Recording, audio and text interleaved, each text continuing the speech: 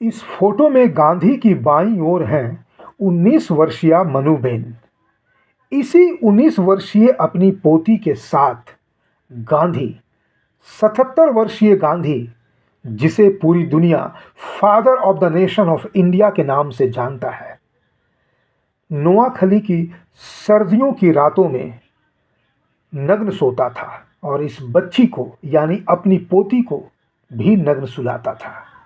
जब गांधी की इन हरकतों और उसके इस खतरनाक कारनामे की जानकारी पूरी दुनिया को होने लगी और विरोध होने लगा, तब गांधी ने इसको जस्टिफाई करके स्वयं ही दुनिया के सामने कहा कि ये मेरा ब्रह्मचर्य का प्रयोग है।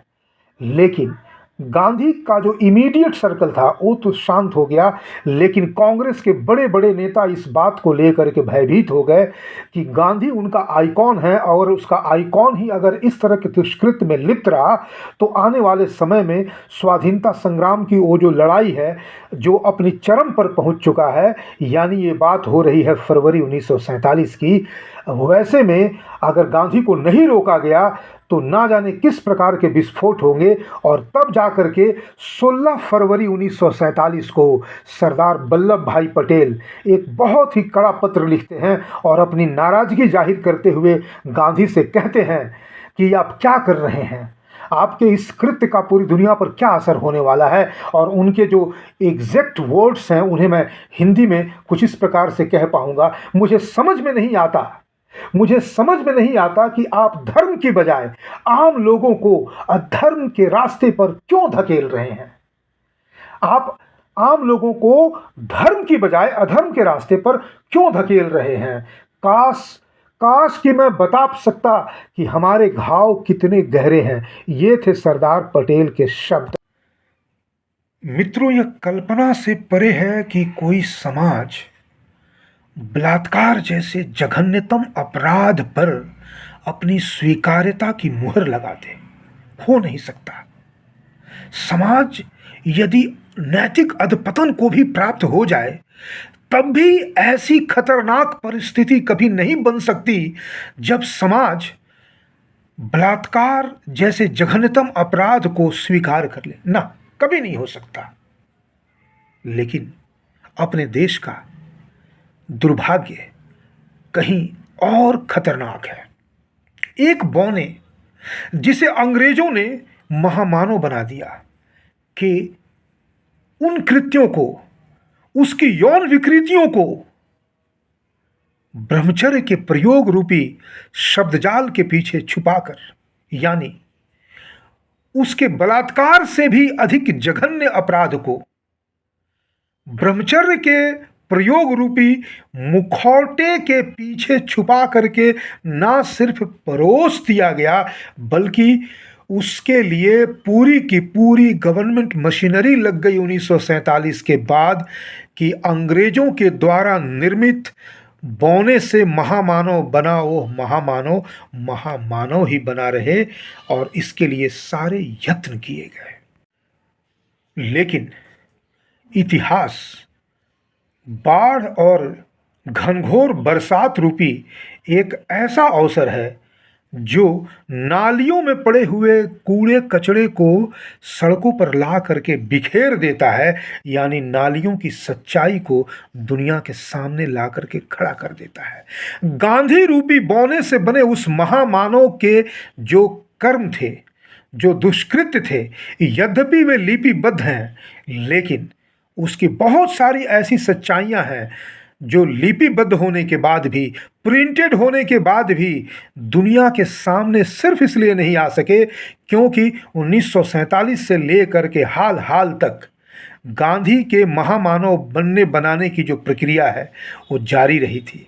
लेकिन मेरे सामने फ्रीडम एट मिडनाइट की जो कॉपी है, जिसे लैरी कॉलिंस और डोमिनिक लैपियर ने लिखी है, इसी फ्रीडम एट मिडनाइट के पन्नों में कुछ ऐसे चीज़ों का भी डॉक्यूमेंटेशन हुआ है जो गांधी के मुखौटे को बारंबार हटा देते हैं।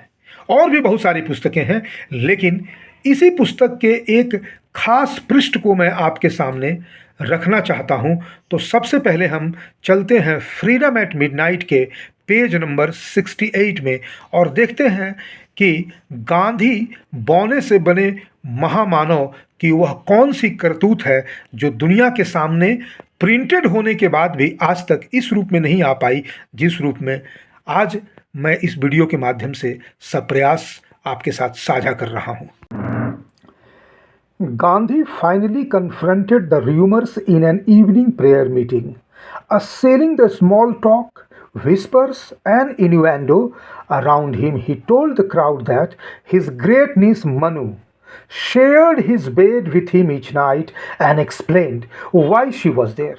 His words calmed his immediate circle, but when he sent them to his newspaper, Harijan, to be published, the storm broke again. Two of the editors quit in protest. Its trustees, fearful of a scandal, did something they had never dreamt of doing before. They refused to publish a text written by the Mahatma. Gandhi का अपनी ही पोती मनुबेन से अनैतिक संबंधों की सजा, यानी गांधी जिसे हम जानते ही नहीं, यानी गांधी बिहाइंड द मास्क, यानी मुखौटे के पीछे का गांधी। इस सीरीज के दूसरे एपिसोड में मैं शिवचरण सिंह आपका स्वागत करता हूं और जिस टेक्स्ट को मैंने अभी अभी पढ़ा उस टेक्स्ट के अर्थ को समझने के लिए थोड़ी सी पृष्ठभूमि में चलना होगा, यानी गांधी रूपी बौने को हमें जानना होगा कि गांधी आखिर नोआखली की उन सर्द रातों में मनुबेन के साथ क्या कर रहा था, आखिर वहां पहुंचा कैसे। मुस्लिम लीग ने 16 अगस्त 1946 को डायरेक्ट एक्शन यानी जिहाद की घोषणा करने के बाद कलकत्ता शहर में नरसंहार किया हिंदुओं का, और फिर जब वहाँ उनकी जो तथाकथित जिहादी गतिविधियां थी उसमें उनको जब सफलता नहीं मिली, तब वे चले जाते हैं नोआखली और नोआखली में फिर से हिंदुओं का नरसंहार शुरू करते हैं। तत्कालीन राजनीतिक परिस्थितियों से बाध्य होकर के गांधी भी अपने लाव लश्कर को लेकर के नोआखली पहुंचता है, लेकिन केवल लाव लश्कर को लेकर के नहीं पहुंचता है, वह अपनी अनैतिकताओं, यौन विकृतियों और बलात्कार से भी खतरनाक दुष्कृत्य यानी अपनी ही पोती के साथ अनैतिक यौन संबंधों को ब्रह्मचर्य के प्रयोग रूपी मुखौटे में छुपा करके पहुंचता है। और जब वो ऐसा करता है तब उस समय जो नोआखली का माहौल था उसकी सहज कल्पना इस रूप में आप कर सकते हैं कि हिंदुओं के घर जल रहे थे, तोड़े जा रहे थे, उनकी हत्याएं हो रही थी, माँ बहनों के साथ बलात्कार हो रहा था, और वैसे में वहाँ पर गांधी नामक शख्स जो उस समय कांग्रेस का सबसे बड़ा चेहरा, एक तरह से कांग्रेस का मुखौटा और दूसरी तरफ से नेता के रूप में भी एक खूंखार भेड़िए को मुखौटे के पीछे छुपा करके जब नेता के रूप में पेश किया गया था, वह व्यक्ति वहां पर अपनी यौन विकृतियों का शिकार होकर के उसे ब्रह्मचर्य के प्रयोग के रूप में जनता के सामने पेश कर रहा था, और इस नाते वह अपना मनोरंजन जारी रखे हुए था और पूरी दुनिया में हाहाकार मचा हुआ था। जब तक ये बात छिपी हुई थी या जब तक कह लें कि वो बात अपने एक सर्कल तक सीमित थी, तब तक गांधी को इस बात की थोड़ी भी चिंता नहीं थी। लेकिन जैसे ही उस सर्कल से ये बातें धीरे धीरे कर करके बाहर निकलने लगती है, क्योंकि गांधी ना तो साबरमती में था ना ही दिल्ली में था जहां उसकी प्राइवेसी बनी रह सकती थी, वो था नोआखली में जहां रोज सैकड़ों की संख्या में लोग उससे मिलते थे। उनमें से बहुत सारे ऐसे लोग थे जो पूरी तरह से लुट पिट चुके थे। वैसे लोगों के लिए गांधी से मिलना एक सुखद संयोग नहीं, बल्कि जब वे जानते थे इस बात को कि हम तो लुटे पिटे हुए अपनी दुर्दशा और दुर्भाग्य के मारे हैं, लेकिन गांधी ये सब एक ऐसी हरकतें कर रहा है, अपनी ही पोती जिसकी उम्र 19 वर्ष है और ये स्वयं 77 वर्ष का है, एक कैसी अनैतिक और यौनाचार में लगा हुआ है। तब ये बातें नोआखली की उन खतरनाक वादियों से निकल करके पूरे देश में फैलने लगती है और पूरा देश गांधी की इस अनैतिक आचरण को लेकर के उबाल लेता है। तो शुरू में मैंने सरदार पटेल का एक लेटर के कुछ अंश को आपको बताया। उसके बाद जेबी कृपलानी भी एक पत्र लिखते हैं और कहते हैं कि ये क्या हो रहा है। इसको बंद कीजिए। आप अपने प्रयोग के नाम पर एक अबोध बच्ची को आप बलि का बकरा नहीं चढ़ा सकते, गिनी पिग नहीं बना सकते। और इस तरह के तमाम संदेशों को नजरअंदाज किया जा रहा था। इसी क्रम में गांधी ने सोचा कि इन सबों को चुप कराने का एक ही तरीका हो सकता है कि मैं सार्वजनिक रूप से अपनी इन गतिविधियों को ब्रह्मचर्य के प्रयोग के रूप में प्रस्तुत करके सबका मुंह बंद कर दूं। उसी का जिक्र किया है डोमिनिक लैपियर ने उस टेक्स्ट में जिससे मैंने पढ़ा कि गांधी ने पब्लिक मीटिंग में कहा कि इस तरह के जो मेरे बारे में अफवाह उड़ रहे हैं वे गलत हैं। और उसने कहा कि ये अफवाह है कि मैं अनैतिक संबंध में हूं, यौन संबंध में हूं। हाँ, मैं नग्न अवस्था में अपनी पोती के साथ सोता हूं, तुम्हें जो समझना है समझो, इसमें अनैतिक कुछ भी नहीं है, ये मेरे ब्रह्मचर्य के प्रयोग हैं। अब इसका परिणाम क्या निकलता है, मैंने उसी पैराग्राफ से लेता हूं, page 68, Freedom at Midnight, Dominique Lapierre and Larry Collins. Harijan एक अखबार था जिसे गांधी स्वयं निकालता था। उसने एक ट्रस्ट बना करके उस अखबार को निकालना शुरू किया था। उस अखबार के 2 संपादक रिजाइन कर देते हैं गांधी की इस अनैतिक हरकत को देख करके। और जब गांधी अपनी सफाई के लिए एक लेख लिख करके भेजता है इसी हरिजन में, तो हरिजन के संपादक उस लेख को छापने से इनकार कर देते हैं। यही बात उसमें लिखी है। इसके बाद भी गांधी रुकता नहीं है। गांधी अपनी इस दुष्कृत्य को बदस्तूर जारी रखता है। परिणाम क्या निकलता है कि अब उसके इनर सर्कल के लोग भी, जब उन्हें पता चलता है कि हरिजन के संपादक यानी गांधी के अपने आदमी त्यागपत्र दे रहे हैं, हरिजन के ट्रस्टी यानी संचालक उसके लेख को हरिजन में पब्लिश करने से मना कर रहे हैं, तब जो सबसे बड़ी आवाज विरोध में खड़ी होती है वो है अमृतलाल ठक्कर, जिसे हिस्ट्री में पॉपुलरली कहा जाता है ठक्कर बापा। उसने गांधी को समझाया, लगभग 7-8 दिनों तक समझाया, लेकिन गांधी नहीं समझे।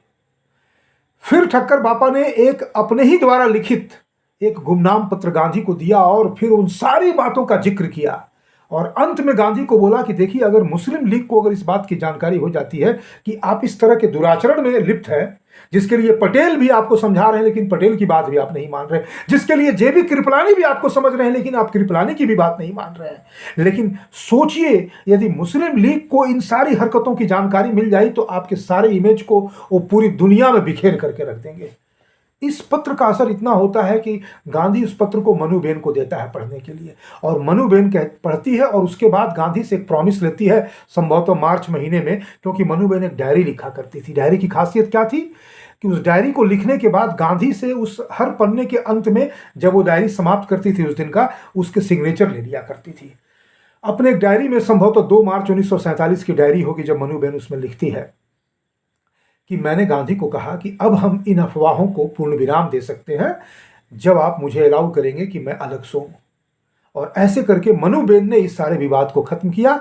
लेकिन मनुबेन के, जिसे कहते हैं मनोविज्ञान पे, इस खतरनाक प्रयोग का जो गांधी की यौन विकृति थी वो इतना गंदा असर डालती है कि जब गांधी 30 जनवरी 1948 में जब गांधी की हत्या कर देते हैं नाथूराम गोडसे, उसके बाद मनु एक बहुत ही खतरनाक भंवर में डूब जाती है। देवदास गांधी, जो मनु के एक तरह से कहा जाए कि ताऊ लगे या चाचा लगे, देवदास गांधी हिंदुस्तान टाइम्स के संपादक हुआ करते थे उन दिनों। वो आकर के इसे समझाते हैं कि मनु, अब इन बातों को भूल करके जाओ, अपने गुजरात में अपना कुछ सामाजिक कार्य वगैरह करो। और फिर वो गुजरात चली जाती है।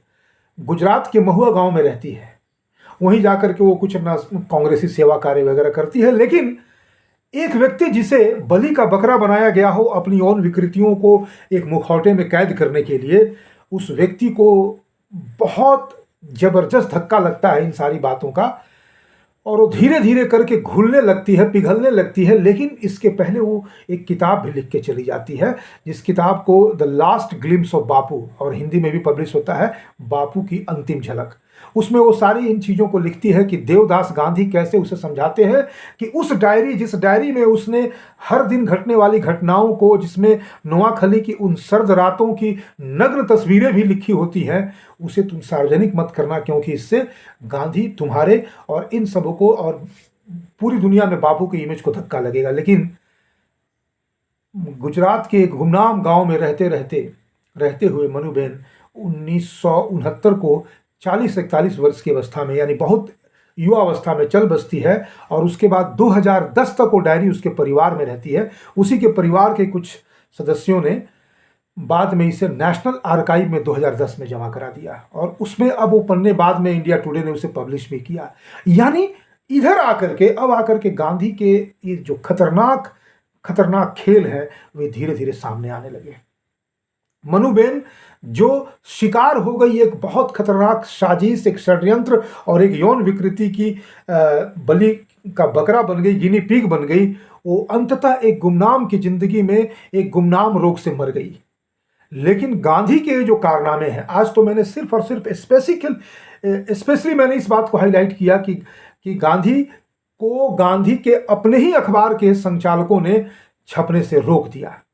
लेकिन मैं आपको बता दूं कि एक किसी और सीरीज में हम बात कर सकते हैं, अब ये चीजें सार्वजनिक है। गांधी की यौन विकृति की शिकार सिर्फ मनुबेन ही नहीं हुई थी। गांधी के भतीजे के बेटे कन्हूलाल की पत्नी आभा के साथ भी उसके ऐसे ही संबंध थे। गांधी की जो पर्सनल डॉक्टर थी, डॉक्टर सुशीला नैयर, उसके साथ तो जबरदस्त रंगीन सपनों वाली कहानियां, जिसे आप देख करके आजकल जिसे गंदे गंदे जो वीडियोस और क्लिप्स कहते हैं, उसमें आप चले जाएंगे। क्योंकि उसमें गांधी ऐसी ऐसी हरकतें करता है, दोनों नग्न होकर नहाते हैं और एक दूसरे के ऊपर गिरने वाले पानी की आवाज को आंखों को बंद करके सुनते हैं और कल्पना करते हैं कि शरीर के किन अंगों पे पानी गिर रहे होंगे। ये तमाम खतरनाक बातें जिसे सार्वजनिक रूप से कहने में संभवतः इतना सार्वजनिक होने के बाद भी ये इन चीजों को रिपीट करना मुझे लज्जाजनक लग रहा है। लेकिन ये कहानियां हैं। यही तक नहीं, जिसे दुनिया जयप्रकाश नारायण यानी जेपी के नाम से जानती है, जेपी की पत्नी प्रभावती, सुशीला नैयर, आभा और प्रभावती, मनु तो है ही है। प्रभावती जैसी महिला के साथ, समाजवादी नेता के महिला के साथ भी गांधी ने अपनी यौन विकृतियों के प्रयोग किए, जिसके परिणाम स्वरूप जयप्रकाश नारायण आजीवन गांधी से खपा रहा था। ये वही जीपी है जो इमरजेंसी में इंदिरा गांधी के खिलाफ हुआ था, या इंदिरा गांधी के भ्रष्टाचार के खिलाफ होने के कारण इमरजेंसी लगाई गई थी। ऐसे खतरनाक खतरनाक कांड को करने वाला गांधी आज दुनिया के सामने बापू, फादर ऑफ द नेशन, और ना जाने किन किन अलंकारों से अलंकृत होकर के अगर और कहीं राज करे या ना करे, कम से कम हमारे देश की मुद्राओं पर तो अंकित हो चुका है। क्योंकि गांधी की अब हैसियत नहीं रह गई कि स्टेट स्पॉन्सर्ड नैरेटिव के द्वारा वो लोगों के दिलों पर राज कर सके, क्योंकि उसके राज का पर्दाफाश हो चुका है। लेकिन देश की मुद्रा पे, पाठ्यपुस्तकों में और गाहे बगाहे नहीं, अपनी सुविधा के लिए आज के राजनेताओं का भी वो चहेता बना हुआ है, क्योंकि मोदी भी उसे नहीं छोड़ते। जहां जाते हैं उसे लिए चलते हैं, चाहे वो जापान का उनका विजिट हो, या ग्रीक इटली का हो, या किसी भी दुनिया के किसी भी देश के किसी भी हिस्से में जाना हो, गांधी या तो पहले से मौजूद होता है, नहीं तो मोदी गांधी को लेकर के चले जाते हैं। लेकिन मैंने इस सीरीज को इसीलिए कहा, गांधी जिसे हम नहीं जानते, और इसे अगर दूसरे रूप में मैं कहूं तो Gandhi we know and Gandhi we should know. Gandhi जिसे हम जानते हैं और गांधी जिसे हमें जानना चाहिए। यानी अभी मैं जिस गांधी की चर्चा कर रहा हूं, उसे हमें इसलिए जानना चाहिए कि उस गांधी ने देश को किस खाई में धकेल दिया है, और अगर आज भी हम उसे नहीं रोक पाए, यानी उसे हम नहीं समझ सके, तो उस खाई की गहराई बढ़ती चली जाएगी। आज के लिए, इस वीडियो के लिए, और गांधी के सीरीज जिसे हम कहते हैं गांधी जिसे हम नहीं जानते के दूसरे हिस्से में इतना ही। अगले हिस्से में नई बातें। बहुत बहुत धन्यवाद।